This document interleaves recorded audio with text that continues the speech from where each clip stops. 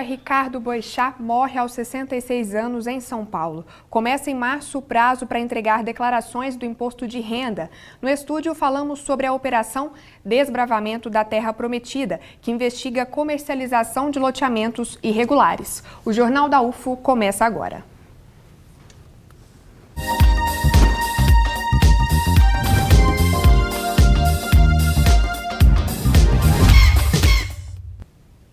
O Jornal da UFO começa com a triste notícia da morte do jornalista Ricardo Boechat no início da tarde de hoje. Boechat estava a bordo de um helicóptero que caiu e bateu em um caminhão na rodovia Anhanguera, em São Paulo. O piloto Ronaldo Quatrucci também morreu. Boechat era apresentador do Jornal da Band e da Rádio Band News FM. O jornalista faleceu aos 66 anos de idade. E agora a gente muda de assunto para alertar sobre a declaração do imposto de renda. É bom já se preparar, porque tem mudanças por aí. Recibos da escola, extratos de banco... Tudo separado em pastas. O ano mal começa e a Fernanda já organiza a papelada para a declaração do imposto de renda. Faltam só os informes de rendimento, que ainda vão ser entregues. É mais fácil, né, de encontrar documentação, se faltar alguma, dá mais tempo de conseguir e mais rápido também, quando tem a restituir, a receber, né. Até o fim deste mês, a Receita vai liberar o programa do IR 2019 para baixar no computador. A entrega das declarações começa no dia 1º de março e vai até 28 de abril. No ano passado, a Receita recebeu quase 29 milhões e 300 mil declarações, um número acima do esperado. 318 mil foram enviadas por tablets e smartphones. Devem fazer a declaração contribuintes que receberam no ano passado acima de R$ 28.559,70 em rendimentos tributáveis. Quem teve rendimentos não tributáveis acima de R$ 40 mil. Trabalhadores do campo com rendimento anual bruto acima de R$ 140.519,55. Contribuintes que investiram na Bolsa de Valores, mercado de capitais ou similares, que têm imóvel ou terrenos com valor superior a R$ 300 mil. E os trabalhadores que optarem pela isenção do imposto sobre o valor da venda de imóveis, desde que o dinheiro seja usado para comprar outro imóvel em 180 dias. A partir deste ano, o contribuinte terá que informar o CPF de todos os dependentes. Antes, a exigência valia apenas para maiores de 8 anos. Também será obrigatório dar informações complementares sobre todos os bens. Eu preciso informar mais detalhes desses bens. Renavan, número de registro no cartório. Eu tenho que colocar todas essas informações de quem que eu comprei, qual que foi esse montante, para que a Receita comece a validar cada vez mais. Bom, e na operação Desbravamento da Terra Prometida, em Uberlândia, 7 pessoas foram presas. A previsão é de que as investigações continuem até 2020. O foco é investigar organizações criminosas que comercializam loteamentos ilegais. O sonho de ter um terreno virou pesadelo para muitos que foram enganados ou agiram contra a lei. Tudo ficou na promessa. E Terra Prometida foi o nome da operação que estava desvendando o trâmite ilegal que acontecia na venda de loteamentos. Algumas pessoas compareceram aqui no Ministério Público e também na delegacia reclamando sobre chácara que eles compraram e que a pessoa não entregava o que era prometido, a infraestrutura. Em virtude disso, começaram a ser abertos inquéritos para apurar, porque isso é crime. Lotear sem ter autorização é crime. Mesmo os que poderiam ser considerados regulares, se ele for vendido antes da prefeitura dar a palavra final, está autorizada a venda, que se efetuar a venda antes disso é crime. Então, em virtude dessa quantidade de crimes, nós começamos a abrir inquéritos relativos a essa questão. O entorno de Uberlândia estará comprometido com essa situação, com esse pessoal fazendo de forma não regrada. Porque se você procura a prefeitura, ela sabe analisar os projetos e não estão sendo feitos projetos nenhum. Então vão lá, abrem as ruas e pronto. E isso não é projeto. Você tem que ver declive, você tem que ver capacidade de ser atingida por alguma chuva, por alguma coisa. Tem inúmeras situações que os engenheiros da prefeitura têm que avaliar para não trazer problema futuro para Uberlândia. Algumas denúncias apareceram no Ministério Público para que outras fossem descobertas. Ao todo, foram cerca de 200 acusações de terrenos ilegais na região de Uberlândia. E nesta história, o município foi o mais afetado. O maior prejudicado é o município. E essas pessoas que começam o loteamento, elas começam a praticar outros crimes, como, por exemplo, pagar um ICMS diferenciado para a CEMIG, que é de 30% mais ou menos o urbano e que é de mais ou menos 11% o rural. Então tem uma diferença de quase 20% que está sendo embolsada pelas pessoas. Isso é crime. Fazer propaganda enganosa, porque diz que vai te entregar uma coisa e te entrega outra. É crime também. Então eles, de uma forma desmedida, fizeram o que quiseram aqui em Uberlândia. E nós, daqui para frente, vamos tentar, aos poucos, porque essa operação vai terminar lá para 2020, final de 2020, e durante esse período nós vamos pedir a prisão daqueles que estão incomodando mais o planejamento da cidade com essa implantação. Desde 2017 a dezembro de 2018, foram identificados 122 loteamentos ilícitos na cidade, sendo 104 na zona rural e 18 na zona urbana, incluindo as invasões. Essa investigação começou a partir de informações recebidas do Ministério Público, para que nós iniciássemos uma investigação visando apontar à Justiça quais são esses loteamentos irregulares, os proprietários e as pessoas que atuaram nas vendas desses lotes. Identificar as pessoas que se beneficiaram da venda desses lotes que foram vendidos de uma maneira irregular.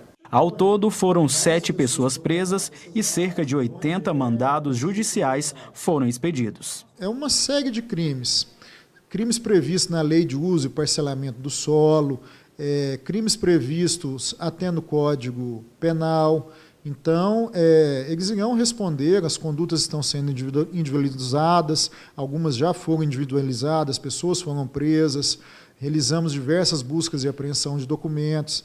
Então, a operação está indo para a segunda fase agora. A partir do momento que nós vamos analisar essa documentação e tentar delimitar a extensão do dano, os responsáveis e responsabilizar essas pessoas. Nós fizemos uma avaliação e achamos que os donos da terra também deverão ser presos nos próximos capítulos dessa história, porque ele é o principal elemento que vem trazer esse prejuízo futuro. Então eu acredito que daqui para frente os fazendeiros também serão presos. Depois do desdobramento da operação, a Prefeitura Municipal de Uberlândia disponibilizou uma lista e mapa dos loteamentos irregulares existentes no município, tanto na zona rural quanto na zona urbana. Ver se esse loteamento está legalizado na Prefeitura, se ele é uma dessas áreas de expansão urbana, se existe a regularidade do imóvel no cartório de registro de imóveis. Digamos assim, basta procurar no registro de imóveis a matrícula do imóvel. Se a matrícula do imóvel estiver lá, ok. Se não existir essa matrícula, corre. Quem tiver feito um contrato com loteamento recente, traga uma cópia para mim. Não quer dizer que os recentes estão corretos. Eles estão ilegais, são irregulares, e essa pessoa pode sofrer durante esse período novo que eu estou te dizendo, a partir do início dessa operação com a prisão de pessoas, trazendo para nós o conhecimento de novos loteamentos, ele vai estar ajudando a cidade a conseguir controlar, porque nós vamos fazer uma ação reversa, pegar os novos para chegar lá nos antigos, ao invés de dos antigos irmos para os novos.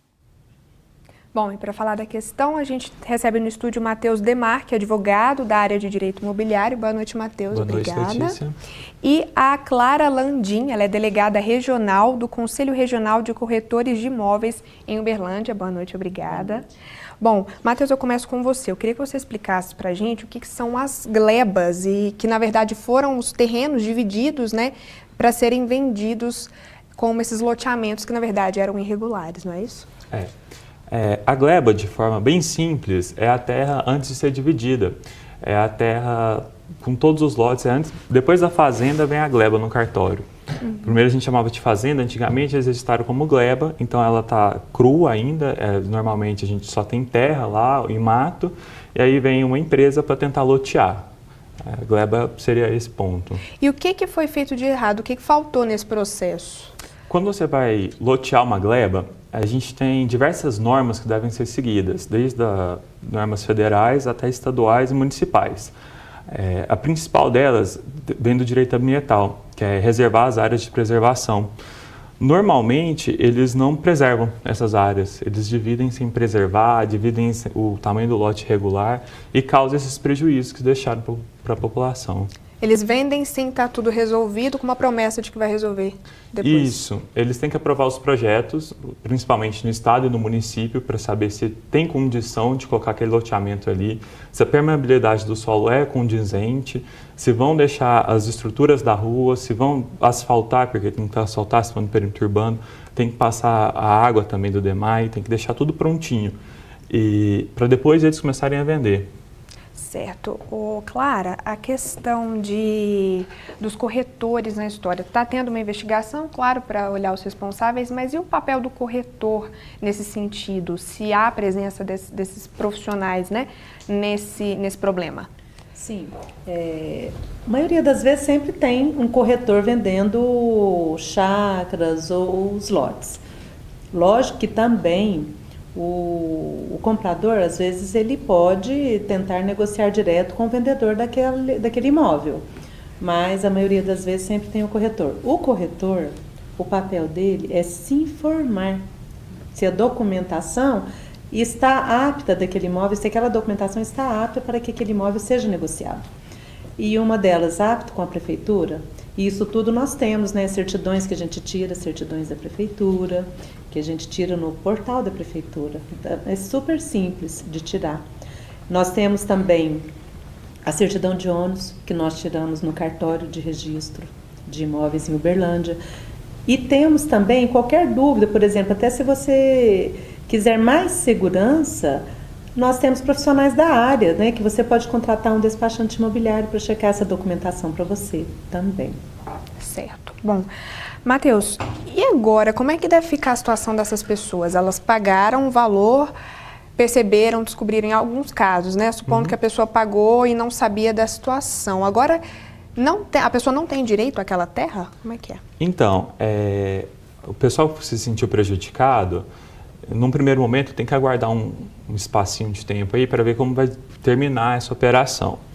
Se porventura, no final, quando chegar lá, ver que não há possibilidade de ser loteado mesmo, que não tem os critérios específicos, esses proprietários vão ter que indenizar essas pessoas e devolver o dinheiro. Isso não impede que elas ingressem agora na justiça pedindo a devolução do dinheiro também. Elas podem fazer isso, mas se quiserem esperar o fechamento da operação, eles podem esperar também. De qualquer forma, esse contrato dá garantia para elas de acessar a justiça para pedir o dinheiro de volta, pedir qualquer coisa. E no caso, se houve um corretor mediando, existe uma fiscalização do CRES, uma punição, algo assim? Sim, porque nós profissionais, nós corretores, nós temos um código de ética a seguir, né? Nós devemos trabalhar de forma honesta, correta, ética, auxiliando o intermediador da venda, que é o corretor. Ele tem que auxiliar o seu cliente, vendedor e comprador. E veja bem, se eu vejo que há algum problema na negociação, na matrícula daquele imóvel que eu estou negociando, eu vou orientar o vendedor a regularizar a situação primeiro antes de negociar. Certo. Tá? E quanto ao corretor, ele pode ser punido sim, porque ele comete crime em negociar um imóvel que não está apto a ser vendido, tá? Certo, já a gente volta então com o debate. No próximo bloco tem previsão do tempo e informações para você conhecer o Museu Dica aqui da UFO. A gente continua com o debate já. Mande suas dúvidas ou comentários pelas nossas redes sociais ou pelo WhatsApp 99639-7880. A gente já volta.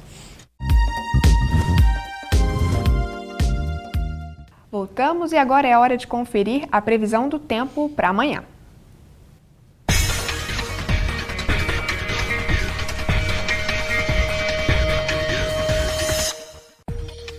O dia fica parcialmente nublado em Uberlândia e tem possibilidade de chuva a qualquer momento do dia, mínima de 20 graus e máxima de 29. Céu encoberto por nuvens em Patos de Minas. A chuva pode aparecer na parte da tarde ou à noite, e as temperaturas ficam entre 19 e 31 graus. Deve chover em Monte Carmelo nesta terça-feira e a nebulosidade permanece. A mínima fica 21 e a máxima 31 graus. Em Tuiutaba, o céu também fica fechado na maior parte do dia. Pancadas de chuva podem surgir à tarde. Mínima de 21 graus e máxima de 32. Manhã parcialmente nublada em Patrocínio, mas o sol pode aparecer em alguns momentos do dia. A temperatura mínima é 19 graus e a máxima 31. E hoje é dia do nosso quadro Eventos UFO. Vamos conferir.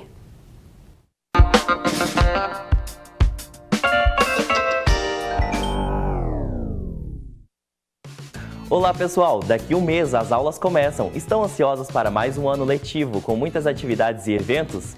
Mas enquanto isso, aproveite para conhecer um dos museus da universidade. Já imaginou aprender mais sobre o universo da ciência de um jeito divertido? No Museu Dica você pode conferir as praças temáticas de física, das passarinhas, a tabela periódica e a carbono. Também tem a trilha do sistema solar e o quiosque de exposições. Os horários de funcionamento são de quarta a sexta, das 8 às 11h30 da manhã e de 1h30 até às 5 da tarde. No sábado e no domingo, fica aberto das 8 da manhã até o meio-dia. Diversão, com ciência e arte não dá para perder. Aproveite as férias. Até semana que vem com mais dicas para você.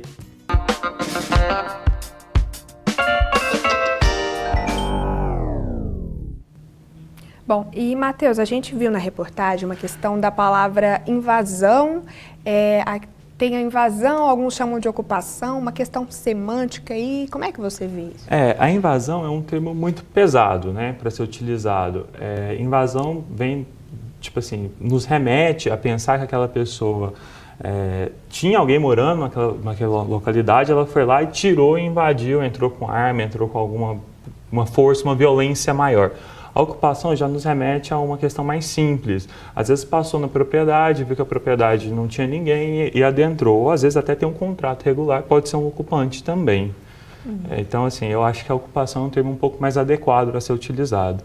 Certo. Bom, e eu queria saber de você, como corretora, dicas para quem quer comprar um imóvel ou um terreno, também um loteamento. Qual que é o jeito mais seguro de fazer isso? Nós temos na cidade de Uberlândia grandes empresas que trabalham de forma correta. Então, procurar saber também se aquele corretor é credenciado junto ao Conselho Regional de Corretores de Imóveis.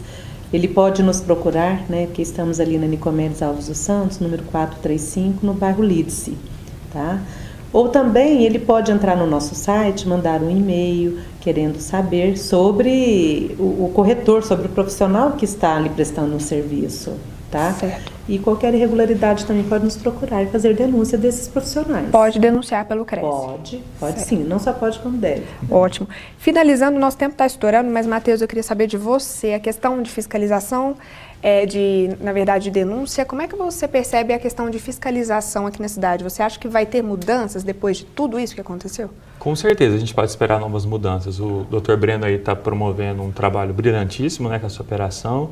A Prefeitura de Uberlândia está se empenhando em trazer novas formas, até publicou no site dela para o pessoal poder consultar. Acredito que não será tão fácil quanto foi no passado fazer esses loteamentos irregulares. Acredito que eles vão pegar bem em cima mesmo. Um adendo também é que no município a prefeitura promoveu já o referenciamento. Então hoje ela tem noção de cada um de todos os imóveis individualizados, para saber a quem pertence, qual o tamanho da área. E então se ela pega por cima que o imóvel não foi dividido certo, ela consegue ver. Certo. Bom, obrigada pela presença de vocês, muito obrigada mesmo. E uma última informação, pessoal. Amanhã, às 9 da manhã, haverá uma reunião na Câmara de Vereadores em Uberlândia. Será o início da 7ª sessão ordinária para discutir a ação do Ministério Público Estadual nessa operação, tá ok? O Jornal da UFO fica por aqui. Uma ótima noite para você e até amanhã. Boa noite.